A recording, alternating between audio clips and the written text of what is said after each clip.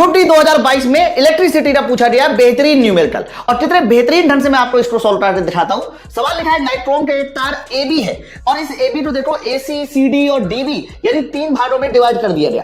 बच्चों इनके रेजिस्टेंस के नाम दे दिए गए कि रेशियो 1:3 है और बैटरी से जुड़ा है V1 V2 V3। इनके अगर वोल्टेज है तो बताना है V1 V2 V3 का अनुपात। सबसे पहले तो आप इस बात को समझो कि ये तार है जिसको आपने AC, CD और DB बनाया।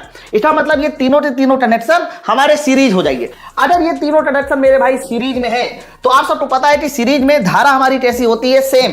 अगर इस सवाल में धारा का रेशियो पूछा जाता तो बताइए जरा करंट का रेशियो कितना होना चाहिए, तो ये रेशियो डायरेक्ट हो जाता 1:1:1। ऐसा इसलिए क्योंकि सीरीज में धारा हमारी सेम होती है, बट इन्होंने वोल्टेज पूछा और रेशियो किसका दिया, प्रतिरोध का दिया है। तो आपको पता है कि अगर धारा सेम है तो वोल्टेज जो होता है वो रेजिस्टेंस के समानुपाती होता है। फॉर्मूला क्या होता है, V बराबर IR। तो इसका मतलब अगर R का रेजिस्टेंस का अनुपात 1:3 है तो 101% इनके जो वोल्टेज का अनुपात होगा वो भी रेशियो में 1:3 होगा। बच्चों ये वाला सवाल सीरीज में होता तो वोल्टेज और धारा का अनुपात ये होता।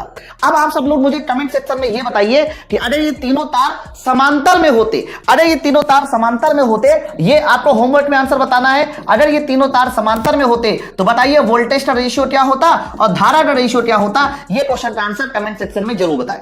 ऐसे बेहतरीन कॉन्सेप्ट को सीखने के लिए ज्वाइन करें उड़ान बैच।